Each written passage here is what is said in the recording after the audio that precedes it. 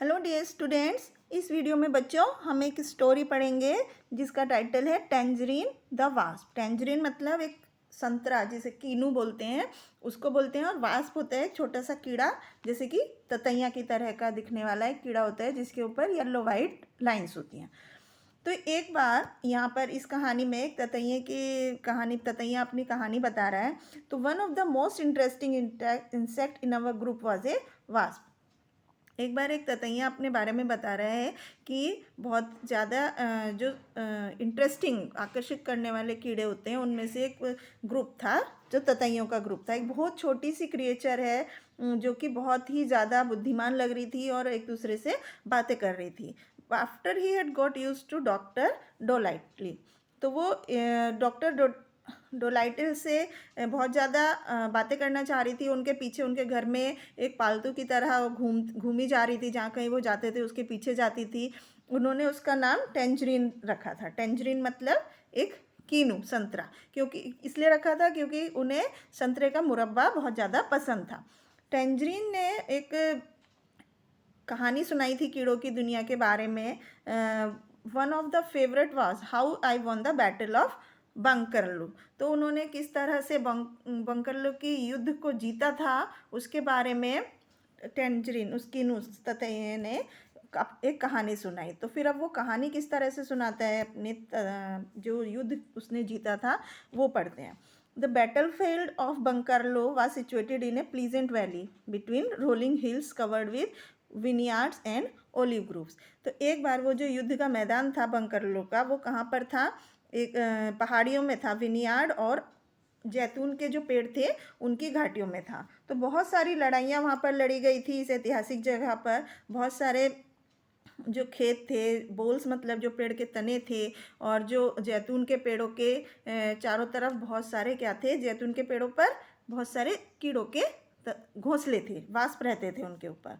तो they had always been, वो हमेशा से वहाँ रहते थे, जबकि वो एक ही जैसे कीड़े नहीं थे। लेकिन उनकी जो परंपरा थी और जो उनको लोक कथाएँ हैं उनके बारे में, उसमें बताया जाए कि उनको एक पीढ़ी से दूसरी पीढ़ी में उनको वो चीज़ें विरासत में दे दी जाती थी।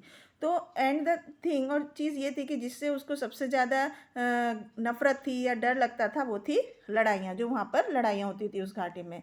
तो वो अपने आप से कहते हैं कि मतलब मैं उस लड़ाइयों से वो बहुत ज़्यादा परेशान था, उनसे नफ़रत करता था। वास्तव में all those wars seem such a stupid waste, उसको लगता था ये सब जो लड़ाइयाँ हैं ये एक मूर्खतापूर्ण वेस्ट है।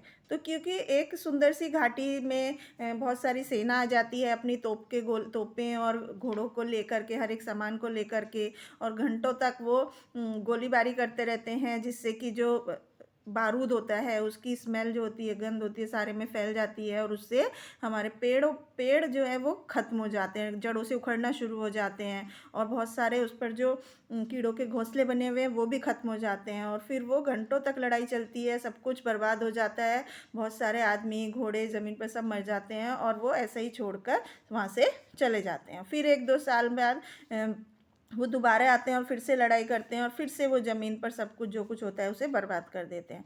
तो वो कहता है कि मैंने हालांकि ये लड़ाई कभी नहीं देखी, जब भी मैं एक छोटा सा कीड़ा था, तो मुझे ये कहानी मेरे बड़े रिलेटिव्स ने मुझे बताई थी। एक शाम को उसके चाचा उसके पास आए और बोले, सुनो अब दूसरी एक लड़ाई होने जा रही है।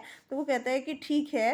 When I heard this was fired with a great order to do something. तो जब उसने, कीड़े ने ये सुना, तो उसके मन में बहुत ज़्यादा एक स्ट्रॉन्ग फीलिंग आ गई। ऑर्डर मतलब एक बहुत ही हिम्मत आ गई कुछ करने की, कि मैं अपने साथी जो घोंसले में रहते हैं पेड़ों के ऊपर, उनको कैसे बचाऊं। तो अगले दिन सुबह वो इस परिस्थिति का मुआयना करने के लिए चला गया, और वो उस घाटी की, उस वैली की दक्षिण सिरे से उसके अंदर गया, उड़ के गया, और उसने कहा कि वहाँ पर उसने देखा कि 2 सेनाएं जो हैं अपने तोपों के लिए गड्ढे खोद रही हैं और युद्ध की तैयारी कर रही हैं। तो उससे अगले दिन सुबह के समय वो बहुत सारे बगुल बजे और ड्रम की आवाज़ हुई, जिससे कि वो उठ गया, एंड वो बहुत ज़्यादा, उसे उम्मीद थी कि अब उसे अपने साथी कीड़ों के लिए कुछ करना है। तो ये विचार लेने के लिए वो सोच रहा था कि वो क्या कर सकता है। तो उसने देखा कि घाटियों के बीच में एक पहाड़ी पर एक आदमी है जो घोड़े पर बैठा हुआ है, और वो बहुत ही एक महत्वपूर्ण आदमी नज़र आ रहा है, और उसके पास बहुत सारे संदेश वाहक आ रहे हैं और उसको जानकारी दे रहे हैं, उसके जो दूत जिसको हम बोल सकते हैं। तो उसने निश्चय किया था तैये ने कि वो उनका जो मशहूर जनरल बोलार्डी है वो खुद होगा। तो अब उसे ये नाम उसको पक्का नहीं था कि ये वही है, क्योंकि ये नाम उन कीड़ों ने ही उनको दिए थे। वो उसको बोलार्डी बोलते थे, और क्योंकि वो उड़ रहा था तो उसको लगा कि ये जो लंबी लाल मूछ वाला है जिस पर वो इतना घमंड करता था, तो ये जनरल बोलार्डी अपने फील्ड मार्शल बॉम्बेस्टियन सेना का मार्शल है, जनरल है। तो उनके जो दुश्मन थे वो थे स्मिथेरियंस, लेकिन दोबारा से they also may not be the regular names. उसको शक हुआ कि ये इनके वास्तविक नाम नहीं हो सकते। तो वो बहुत ज़्यादा उसको स्पष्ट था कि ये जनरल होगा जो कि इस ऊंची सी पहाड़ी पर बैठा है, कि जहाँ से लड़ाई को वो साफ साफ देख सकता था। और उसको कोई शक भी नहीं था, क्योंकि वो वहाँ पर एक सुरक्षित जगह देखना चाहता था, सुरक्षित जगह पर रहना चाहता था। तो वहाँ से वो हर एक अपनी घटना पर नज़र रख सकता था, और उस एक अच्छी युद्ध की उसे उम्मीद थी। तो उसने बहुत ज़्यादा उसको डर लगा, और उसने वहाँ से उसे देखा, और बहुत ही ज़्यादा जो अपनी निर्दयता दिखा रहा था, और उसको लगा कि वो अब कुछ भी करने के लिए तैयार था। वो तो तैयार, उसने कहा अब मुझे क्या कर सकता हूँ, मैं तो एक छोटा सा कीड़ा हूँ, मैं क्या कर सकता हूँ। तो तभी उसको बगुल की बजने की आवाज़ सुनी, और तोपों के गरजने की आवाज़ सुनी, और लड़ाई अब शुरू हो चुकी थी। तो now the whole object of the battle of बंकरलो was to gain possession of this valley. बंकरलो की पूरी लड़ाई का जो उद्देश्य था वो उस घाटी पर कब्जा करना था। कोई भी सेना उस घाटी पर आती थी और उसको ले जाना चाहती थी, वो सोच भी नहीं सकता था कि उसे कौन जीतेगा। तो उसके लिए वो कोई हाँ, वो जीतना नहीं चाहता था, लेकिन वो बस इतना चाहते थे कि ये लड़ाई रुक जाए, यहाँ पर लड़ाइयाँ ना हो। तो जैसे उसने नोटिस किया, महसूस किया कि घोड़े बहुत ही ज़्यादा बेआरामगी में हो गए थे, रेस्टलेस हो गए थे, जब उन्होंने तोपों के गरजने की आवाज़ सुनी, तो उसके दिमाग में एक विचार आया कि वो जा कर के उस जनरल बोलार्डी की नाक में डंक मार ले।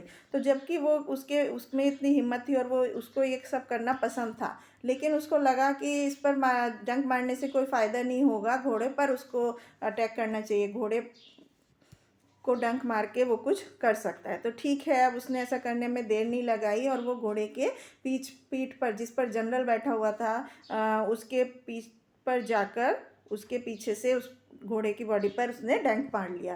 तो हालांकि उसको पता था कि ये बहुत ही गंदा तरीका है घोड़े से खेलने के लिए, लेकिन वो बाद में उससे माफ़ी भी मांगना चाहता था, और उसने ऐसा करके घोड़ा उसको बहुत दूर ले गया।